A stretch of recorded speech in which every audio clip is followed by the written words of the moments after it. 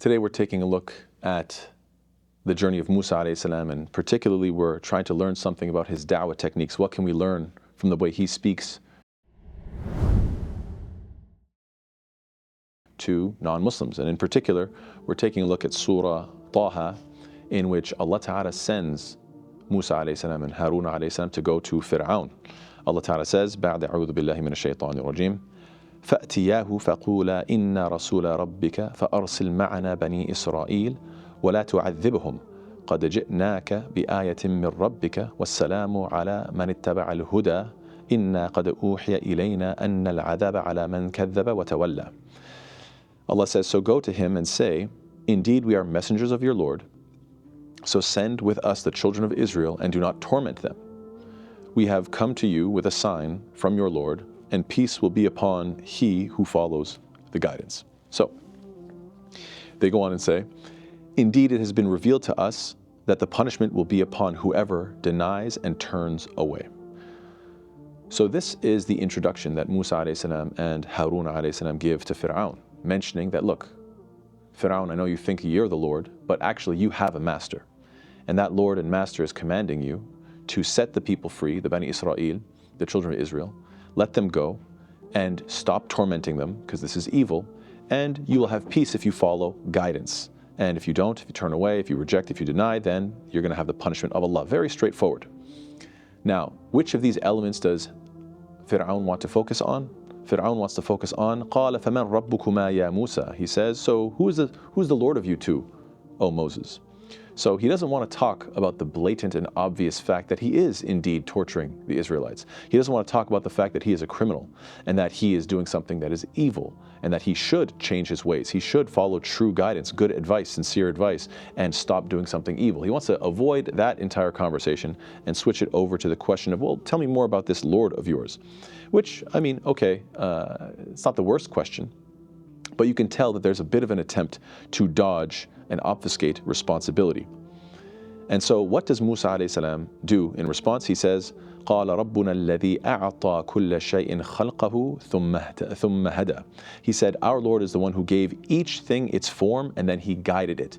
So he brings the conversation back to guidance. You remember in the beginning he did mention guidance. Fir'aun totally dodged that. And now he's saying, look, you want to know who Allah is? Allah is the one who created each thing. In other words, he created you, you didn't create yourself. He also created the Israelites. You know those people that you're torturing? So they don't belong to you. I know you think they belong to you, but they don't. This is the subtlety. This is the, you could say, the subtext, what is implied here.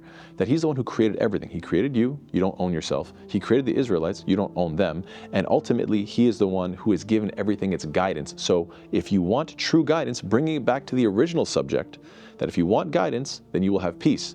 And like we said, and if you reject guidance, then you will be tormented. So it seems that Musa alayhi salam is doing this beautiful technique of what? Of not letting the subject go. And this is what we want to focus on, that a true da'i wants to learn from Musa alayhi salam, learn this technique, and not let somebody, grab the steering wheel and drive the conversation off, veering off into some strange direction and always avoiding any good points. Some people do this.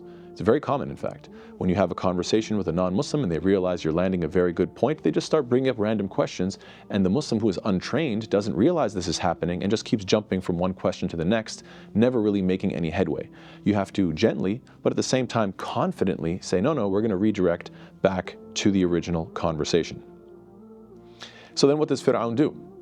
This guy seems to be, he considers himself the king. Well, he seems to be the king of dodging. So he says what? قَالَ فَمَا بَالُ الْقُرُونِ الْأُولَى. Then he asks, then what do you say is the case of the former generations?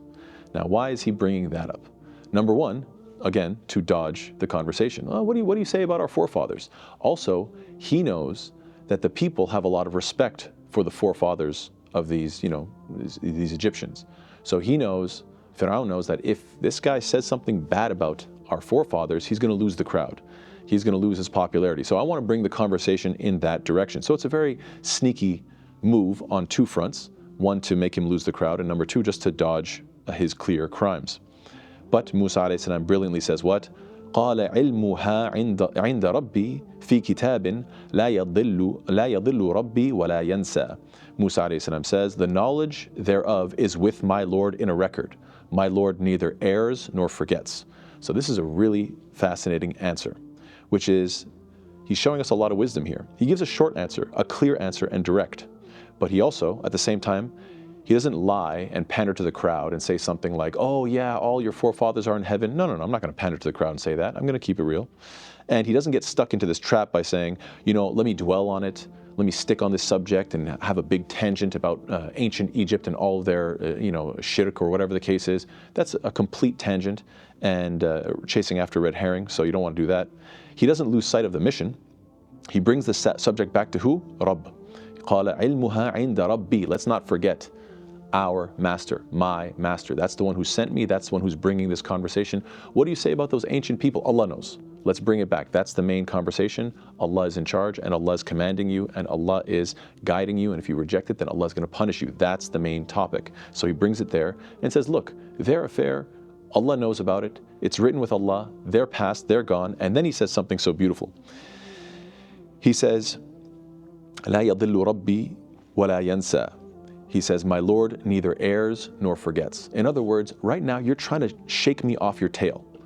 You're trying to shake me off of my course, but Allah Ta'ala doesn't deviate. My Lord is not going to be, thrown off course. In other words, you're trying to change the conversation. It's not going to work. And secondly, you're trying to make me forget my original points by jumping somewhere else. وَلَا يَنْسَى. My Lord doesn't forget. So in other words, you're not getting away from this. We're going to address the fact that you are a criminal and that you're oppressing the Israelites, and that the right thing to do is to let them go, and that if you don't, then you're not following God's guidance and God can punish you. So subhanAllah, very beautifully, he is addressing this point. So what is the message of today's lesson? The point here is quite straightforward and clear, that if we want to follow the example of Musa alayhi salam, it doesn't matter who we're talking to, we have to make sure that we're following the conversation carefully. If you make a good point, make sure you hold to it, you clarify. You don't let people jump all over the place. Otherwise, the conversation goes nowhere. So you have to be very mindful of what's being asked, what's being said, and what is the trajectory of the conversation. May Allah Ta'ala make us of those who can actually have beneficial conversations that move in a clear and linear manner. Ameen ya Rabbil Alameen. Jazakallah khair. Wassalamu alaikum wa rahmatullahi wa barakatuh.